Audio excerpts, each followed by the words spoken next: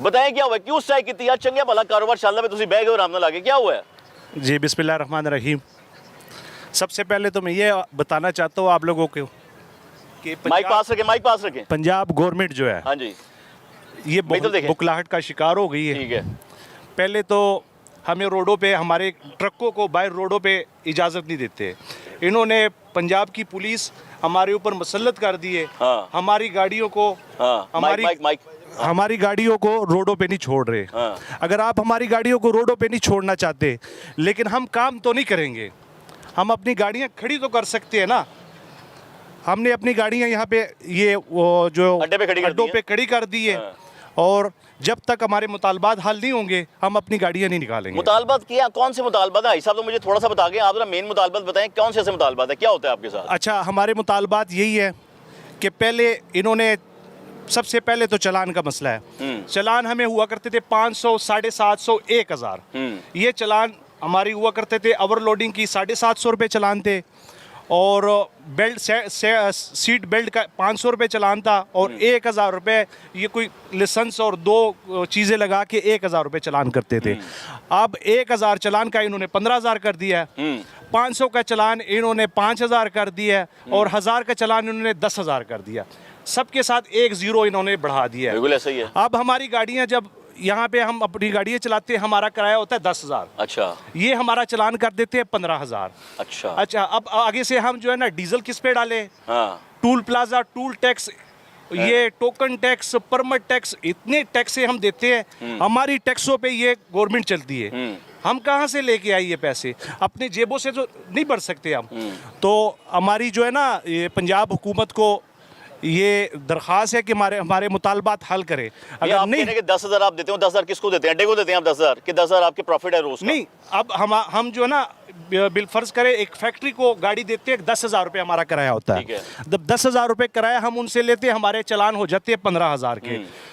तो 15,000 का चलान हम कहाँ से पे करें? चलान क्यों होता है? जब आप कोई वायलेशन करते होंगे, आप क्यों कर सकते हैं कोई मलाला वायलेशन वायलेशन? नहीं करते। फिर? पता नहीं, मेरे अभी भी मेरे मोबाइल में आपके को दिखा भी सकता हूँ, इतने चलान पड़े हैं। अब मेरी गाड़ी जब है ना, कल गई है 15,000 रुपये में गुजरांवाला। अच्छा। ड्राइवर का मुझे फ़ोन आया, कहता है मेरा चलान हो गया। 10,000 रुपये उसके पास कैश भी था। हाँ। कहता मुझे पैसे भेजो। हाँ। तो मैंने 10,000 रुपये उसको भेजे।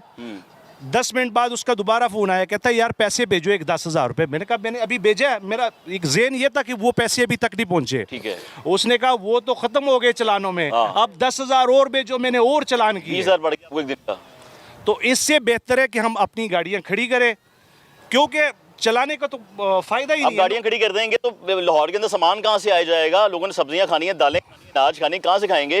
अब ये रियासत का मसला है। रियासत ऐसा करे, जैसे उन्होंने ट्रेनें निकाली हैं, उन्होंने मेट्रो निकाली है, उन्होंने जो है ना ये अपनी गाड़ियां निकाली, ये लोडर गाड़ियां भी अपनी निकाल दें फिर आप लोग और कहाँ जाएंगे? अपनी चलाएं। हम अपनी गाड़ियों की चाबियां भी उनको दे देते। भाई हम दिहाड़ियां करेंगे, हैं? हम रेडी चला लेंगे, हम रिक्शा चला लेंगे, हम जो है ना कोई मजदूरी कर लेंगे। इससे तो बेहतर है। ट्रांसपोर्ट से काम करेंगे अब। क्या करें, मजबूरी है भाई। ईमान से खुदकुशी करने को जो है दिल कर रहा है हमारा। इतने तंग हो गए हैं हम, ऐसे बुरे हालात आ गए हैं। इतने बुरे हालात आ गए हैं, इतने बुरे हालात आ गए कि हम आप तंग आ एक गए गाड़ी के साथ कितना खानदान अटैच है? मेरे माशाल्लाह तकरीबन हम 20 लोग हैं। एक गाड़ी के साथ? हाँ जी। अच्छा। नहीं, हम गाड़ियाँ मेरे पास 3 हैं। अच्छा। और हम 20 लोग हैं, और ये 3 गाड़ियाँ कमाती है, हम 20 लोग खाते हैं। वो 20 खानदान है ना? जी। बड़ी बात है भाईजान ये। और हाँ जी, घर का किराया इसमें नहीं दिया जाता, बिजली के बिल, बाकी गाड़ियों के इतने टैक्स होते हैं, इतने टैक्स दे दे के हम थक जाते अब जब तक मुतालबत पूरे नहीं होंगे हमने नहीं उठना, यही बात है। नहीं भाई, हमने तो उठना ही नहीं। ये हमारी गाड़ियाँ रोडों पे जो ना हड़ताल के लिए नहीं छोड़ रहे। इन्होंने जो है ना हमारी गाड़ियाँ बंद कर दी। कहते हैं कि आपने अब अड्डों से गाड़ियाँ बाहर निकाली तो तुम्हारे ऊपर भी FIR होंगी और तुम्हारी गाड़ियाँ भी बंद कर देंगे। हमने जो ना गाड़ियाँ तो हमारी यहाँ पे इन्होंने रोक दी है, लेकिन भाई हम गाड़ियाँ निकालेंगे नहीं, हम आर्डर के लिए जाएंगे नहीं, क्योंकि हमारा नुकसान है उस पर। भाई साहब ਤੁਸੀਂ ਕੀ ਕੰਮ ਕਰਦੇ ਹੋ ਦੱਸੋ ਮੈਨੂੰ? ਗੱਡੀ ਚਲਾਈ ਦੀ ਗੱਡੀ ਕਿਹੜੀ ਗੱਡੀ ਤੁਹਾਡੇ ਕੋਲ? ਸ਼ਾਹਜ਼ੋਰ ਗੱਡੀ ਸਰ। ਕਿੰਨੀ ਦੇਰ ਤੋਂ ਚਲਾਣ ਰਹੇ ਹੋ? 35 ਸਾਲ ਹੋ ਗਏ ਸਰ। ਪਹਿਲੇ ਇਲਾਵਾ ਕੋਈ ਕੰਮ ਕਰਦੇ ਹੋ? ਨਹੀਂ ਸਰ। ਘਰ ਦਾ ਸਿਸਟਮ ਇਹਨਾਂ ਚੱਲਦਾ ਹੈ? ਇਹਦੇ ਨਾਲ ਹੀ ਚੱਲਦਾ। ਕਿੰਨੇ ਬੱਚੇ ਨੇ ਆਪਣੇ? 3 ਬੱਚੇ ਨੇ। ਕੀ ਕਰਦੇ ਨੇ? ਕੰਮ ਹੀ ਕਰਦੇ ਨੇ ਸਰ ਉਹ ਵੀ। ਪੜਾਇਆ ਨਹੀਂ ਉਹਨਾਂ ਨੂੰ ਤੁਸੀਂ? ਪੜਾਇਆ ਵੀ ਹੈ ਸਰ। ਤੇ ਕੀ ਕੰਮ ਕਰਦੇ ਨੇ ਭਾਈ ਸਾਹਿਬ ਉਹ? ਬਸ ਪ੍ਰਾਈਵੇਟ ਨੌਕਰੀਆਂ ਕਰਦੇ ਨੇ ਚਲੋ ਨੌਕਰੀਆਂ ਕਰਦੇ ਪਏ ਨੇ ਨਾ, ਜੀ। ਇਹ ਤਾਂ ਨਹੀਂ ਨਾ ਇਹੀ ਐਸੇ ਗੱਡੀ ਤੋਂ ਪੜਾਇਆ, ਹਾਂਜੀ। ਐਸੇ ਗੱਡੀ ਤੋਂ ਪ੍ਰਾਈਵੇਟ ਨੌਕਰੀ ਕਰਦੇ ਪਏ ਨੇ, ਬਿਲਕੁਲ। ਤੇ ਹੁਣ ਤੁਸੀਂ ਬੰਦ ਕਰਨ ਤੇ ਆ ਗਏ ਹੋ। ਬਸ ਕੀ ਕਰੀਏ, ਮਜਬੂਰੀ ਹੈ ਸਰ, ਚਲਾਨ ਹੀ ਬਹੁਤ ਜ਼ਿਆਦਾ ਕਰਦੇ ਭਾਈ ਸਾਹਿਬ ਪਏ ਨੇ। ਤੁਸੀਂ ਗਲਤ ਚਲਾਉਂਦੇ ਹੋਗੇ ਤਾਂ ਚਲਾਨ ਹੁੰਦਾ ਹੋਏਗਾ ਨਾ। ਨਹੀਂ, ਸਾਡੇ ਡਾਕੂਮੈਂਟ ਪੂਰੇ ਵੀ ਨੇ, ਫਿਰ ਵੀ ਚਲਾਨ ਕਰਦੇ ਪਏ ਨੇ, ਕਹਿੰਦੇ ਧੂਆਂ ਮਾਰਦੀ, ਹੁਣ ਦੱਸੋ ਕੀ ਕਰੀਏ ਅਸੀਂ। ਧੂਆਂ ਹੋ ਗਿਆ, ਹੋਰ ਕੀ ਹੋ ਗਿਆ? ਬਸ ਧੂਏ ਦੀ ਵਜ੍ਹਾ ਤੋਂ ਹੀ ਚਲਾਨ ਕਿੰਨਾ ਕਰੀ ਨੁਕਸਾਨ ਹੋ ਜਾਂਦਾ ਧੂਏ ਦੇ ਉੱਤੇ? ਧੂਏ ਦੇ ਜਿਹੜਾ 500 ਦਾ ਚਲਾਨ ਸੀ, ਜਿਹੜਾ 2000 ਦਾ ਕਰੀ ਜਾ ਰਹੇ ਕੌਣ ਕਰਦਾ? এনवायरमेंट ਕਰਦਾ ਹੈ, ਮੋਟਰਵੇ ਕਰਦੀ ਹੈ, ਵਾਰਡਨ ਕਰਦੇ ਨੇ, ਕੌਣ ਕਰਦਾ ਹੈ? ਨਹੀਂ, ਵਾਲਟਨ ਵਾਲੇ ਕਰ ਰਹੇ ਨੇ ਸਰ। ਫਿਰ ਉਸ ਤੋਂ ਬਾਅਦ ਚਲਾਨ ਹੋ ਗਿਆ, ਪੈਸੇ ਤੇ ਮਾਲਕ ਨੇ ਦੇਣੇ ਕਿ ਤੁਸੀਂ ਦੇਣੇ ਨੇ? ਨਹੀਂ ਜੀ, ਪੈਸੇ ਤੇ ਮਾਲਕ ਨੇ ਦੇਣੇ ਨੇ। ਐਸੀ ਗੱਲ ਹੀ ਹੈ ਨਾ ਸਾਹਿਬ, ਹਾਂਜੀ। ਰੋਜ਼ ਦੀ ਤੁਹਾਨੂੰ ਗੱਡੀ ਤੁਹਾਡੀ ਆਪਣੀ ਹੈ ਜਾਂ ਮਾਲਕ ਦੀ ਹੈ? ਮਾਲਕ ਦੀ ਗੱਡੀ ਸਰ। ਰੋਜ਼ ਦੀ ਤੁਹਾਨੂੰ ਦਿਹਾੜੀ ਮਿਲਦੀ ਹੈ? ਹਾਂਜੀ, ਕਿੰਨੀ ਦਿਹਾੜੀ ਮਿਲਦੀ ਹੈ? ਸਾਡੀ 1200 ਰੁਪਏ ਦਿਹਾੜੀ ਅੱਜ ਦੀ 1200 ਦਿਹਾੜੀ ਨਹੀਂ ਮਿਲਣੀ। ਨਹੀਂ ਮਿਲਣੀ। ਐਨਜੀ ਹੈ ਨਾ, ਹਾਂਜੀ। ਅੱਗੇ 3 ਦਿਨ ਵੀ ਨਹੀਂ ਮਿਲਣੀ। ਹਾਂਜੀ, ਐਨਜੀ ਹੈ ਨਾ, ਇਸ ਤਰ੍ਹਾਂ ਤੇ ਨੁਕਸਾਨ ਹੋ ਗਿਆ। ਹੋ ਗਿਆ। 4800 ਰੁਪਏ ਸਾਈਡ ਤੇ ਹੋ ਗਿਆ। ਹਾਂਜੀ ਹੁਣ ਉਹਨਾਂ ਰਾਸ਼ਨ ਆਣਾ ਸੀ, ਬਿਲਕੁਲ। ਜ਼ਿੰਮੇਦਾਰ ਕੌਣ ਹੈਗਾ? ਹੁਕੂਮਤ ਹੀ ਜ਼ਿੰਮੇਦਾਰ ਹੈ ਸਰ। ਹਕੂਮਤ ਜ਼ਿੰਮੇਦਾਰ ਹੈ। ਬਿਲਕੁਲ। ਕਿਵੇਂ? ਜਿਸਲੇ ਜ਼ਾਹਿਰ ਹੈ ਨੁਕਸਾਨ ਸਾਡਾ ਹੀ ਹੈ, ਤੇ ਫਿਰ ਹੁਕੂਮਤ ਜ਼ਿੰਮੇਦਾਰ ਹੈ। ਹੋਰ ਕੌਣ? ਸਾਨੂੰ ਗੱਡੀ ਚਲਾਣ ਹੀ ਨਹੀਂ ਦੇ ਰਹੇ ਹੈਗੇ, ਗੱਡੀਆਂ ਸਾਡੀਆਂ ਖੜੀਆਂ ਨੇ, ਦੇਖ ਸਕਦੇ ਹੋ। ਤੇ ਕੀ ਕਰਨਾ ਚਾਹੀਦਾ ਹਕੂਮਤ ਨੂੰ? ਹੁਕੂਮਤ ਨੂੰ ਇਹਦੇ ਵਾਸਤੇ ਕੋਈ ਬਿਹਤਰੀ ਲਿਆਣੀ ਚਾਹੀਦੀ। ਉਹ ਬਿਹਤਰੀ ਕੀ ਕਰੇ? ਉਹਨੇ ਕਿਹਾ ਤੇ ਆਰਡੀਨੈਂਸ ਕੱਢੇ, ਅਸੀਂ ਸਖਤੀ ਕਰਾਂਗੇ, ਇਹ ਰੂਟ ਵੀ ਸਹੀ ਚਲਾਣਗੇ, ਰੂਟ ਤੇ ਰਹਿਣਗੇ, ਇਹ ਸਹੀ ਗੱਡੀ ਚਲਾਣਗੇ, ਆਪਣੀ ਲਾਈਨ 'ਚ ਚਲਾਣਗੇ, ਲਾਈਨ 'ਚ ਚਲਾਣਗੇ, ਇਹ ਚਲਾਉਂਦੇ ਗਲਤ ਨੇ ਤਦੀ ਅਸੀਂ ਚਲਾਨ ਕਰਦੇ ਹਾਂ, ਉਹ ਇਹ ਕਹਿੰਦੇ ਨੇ।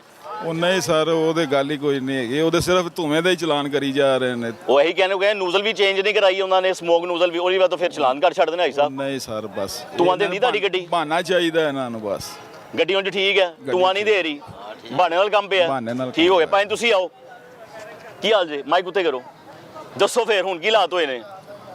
ਹਾਲਾਤ ਪਹਿਲੇ ਦੱਸੋ ਹੈਗੇ ਕੌਣ? ਟਰਾਂਸਪੋਰਟਰ ਹੋ, ਡਰਾਈਵਰ ਹੋ, ਕੌਣ ਹੋ ਭਾਈ? ਮੈਂ manager manager? As a manager. Overall ਤੁਸੀਂ ਵੇਖਣਾ ਹੁੰਦਾ ਨਾ, ਯਾਨੀ ਖਜ਼ਾਨਚੀ ਤੁਸੀਂ ਹੋ। ਨਹੀਂ, ਮੈਂ ਸਿਰਫ ਡਰਾਈਵਰਾਂ ਨੂੰ ਹੈਂਡਲ ਕਰਨਾ ਥੋੜਾ, ਜਿਹੜੇ ਜਿਨ੍ਹਾਂ ਕੋਲ ਲਾਇਸੈਂਸ ਨਹੀਂ ਹੈ ਉਹਨਾਂ ਨੂੰ ਮਤਲਬ ਅਸੀਂ ਨਹੀਂ ਰੱਖਦੇ। ਅੱਛਾ। ਲਾਇਸੈਂਸ ਚੈੱਕ ਕਰਕੇ ਰੱਖਣੇ ਆ, ਹਾਂ। ਹਰ ਚੀਜ਼ ਉਹਨਾਂ ਦੇ ਡਾਕੂਮੈਂਟ ਦੇਖਣੇ ਆ, ਉਹਨਾਂ ਦੀ ਐਕਸਪਾਇਰੀ ਡੇਟ ਦੇਖਣੇ ਆ, ਕਿਵੇਂ ਦੇ ਲਾਇਸੈਂਸ ਦੀ ਕਿੰਨੀ ਡੇਟ ਰਹਿ ਗਈ ਹੈ। ਸਾਨੂੰ ਪਤਾ ਹੁੰਦਾ, ਸਾਡੇ ਕੋਲ ਲਿਖਿਆ ਹੁੰਦਾ ਕਿ ਇਹ ਡਰਾਈਵਰ, ਇਹ ਨਾਂ ਇਹਦਾ, ਇਹ ਵਲਦੀਅਤ ਹੈ, ਇਹ ਐਡਰੈਸ ਹੈ, ਇਹਦਾ ਲਾਇਸੈਂਸ ਇਹਨੂੰ ਇਸ਼ੂ ਹੋਇਆ ਸੀ, ਇੱਥੇ ਐਕਸਪਾਇਰ ਹੋਣਾ। ਬਿਲਕੁਲ ਠੀਕ ਹੋ ਗਿਆ। ਜਦੋਂ ਉਹਦੇ ਕੋਈ ਥੋੜੇ ਅਰਸਾ ਰਹਿੰਦਾ ਹੁੰਦਾ ਤੇ ਉਹਨੂੰ ਆਗਾਹ ਕਰ ਦਿੰਦੇ ਆ ਕਿ ਚੱਲ ਵੀ ਜਵਾਨ ਆਪਣਾ ਲਾਇਸੈਂਸ ਰੀਨਿਊ ਕਰਾ। ਹਾਂ। ਅਗਰ ਉਹ ਐਕਸਪਾਇਰ ਹੋ ਜਾਂਦਾ, ਨਹੀਂ ਰੀਨਿਊ ਕਰਾਂਦਾ, ਅਸੀਂ ਉਹਨੂੰ ਡਿਊਟੀ ਤੇ ਨਹੀਂ ਭੇਜਦੇ। ਠੀਕ ਹੋ ਗਿਆ। ਠੀਕ ਹੈ। ਹਾਲੇ ਤੱਕ ਇੱਥੇ ਕਿੰਨੇ ਡਰਾਈਵਰ ਹੈਗੇ ਨੇ ਜਿਹੜੇ ਬਗੈਰ ਲਾਇਸੈਂਸ ਤੋਂ ਗੱਡੀ ਚਲਾਉਣ ਦੇ? ਅਸੀਂ ਰੱਖਦੇ ਹੀ ਨਹੀਂ। ਜਿਹੜਾ ਕੋ ਆਂਦਾ ਕਿ ਮੈਂ ਡਰਾਈਵਰ, ਉਹਨੂੰ ਪੁੱਛਦਾ ਲਾਇਸੈਂਸ ਹੈ? ਹਾਂ। ਉਹ ਕਹਿੰਦਾ ਜੀ ਆ ਮੈਂ ਬੰਨੇ ਦਿੱਤਾ ਹੈ, ਮੈਂ ਇਸ ਤਰ੍ਹਾਂ ਕਰ ਰਿਹਾ, ਉਹ ਕਰ ਰਿਹਾ, ਇਹ ਕਰ ਰਿਹਾ। ਉਹਨੂੰ ਕਹਿੰਦੇ ਕੋਈ ਨਹੀਂ, ਲਾਇਸੈਂਸ ਜੇਬ 'ਚ ਹੈ ਤੇ ਸਾਨੂੰ ਦਿਖਾਓ, ਅਸੀਂ ਪਹਿਲੇ ਤਸਦੀਕ ਕਰਨੇ ਆ, ਉਹਨੂੰ ਆਨਲਾਈਨ ਚੈੱਕ ਕਰਨੇ ਆ, ਅਗਰ ਇੱਕ ਨੰਬਰ ਹੈ ਤੇ ਫਿਰ ਉਹਨੂੰ ਗੱਡੀ ਦਿੰਦੇ ਆ। ਜਦੋਂ ਕਿਸੇ ਡਰਾਈਵਰ ਦਾ ਚਲਾਨ ਹੁੰਦਾ ਸਭ ਤੋਂ ਪਹਿਲੇ ਤਾਂ ਤੁਹਾਨੂੰ ਪਤਾ ਲੱਗਦਾ ਹੋਣਾ? ਜ਼ਾਹਿਰ ਹੈ ਜੀ, ਉਹ ਤਾਂ ਤੁਹਾਨੂੰ ਹੀ ਆਣਾ ਨਾ। ਹਾਂਜੀ, ਚਲਾਨ ਆਂਦਾ। ਤੇ ਰੋਜ਼ ਦੇ ਕਿੰਨੇ ਚਲਾਨ ਆ ਜਾਂਦੇ ਨੇ? ਕਿੰਨੇ ਆਉਂਦੇ ਨੇ ਚਲਾਨ ਰੋਜ਼ ਦੇ ਉਂਝ ਆਮ ਰੂਟੀਨ ਦੇ ਵਿੱਚ, ਆਰਡੀਨੈਂਸ ਤੋਂ ਪਹਿਲੇ? ਆਰਡੀਨੈਂਸ ਤੋਂ ਪਹਿਲੇ ਨਾਰਮਲ ਚਲਾਨ ਸਨ, ਕੋਈ 500 ਦਾ ਹੋ ਜਾਂਦਾ ਸੀ, ਕਿਸੇ ਨੂੰ ਕੋਈ ਰਿਕੁਐਸਟ ਕਰਦਾ ਸੀ 300 ਦਾ ਵੀ ਹੋ ਜਾਂਦਾ ਸੀ, ਕੋਈ 200 ਦਾ ਵੀ ਹੋ ਜਾਂਦਾ ਸੀ, ਨਰਮੀ ਹੋ ਜਾਂਦੀ ਸੀ।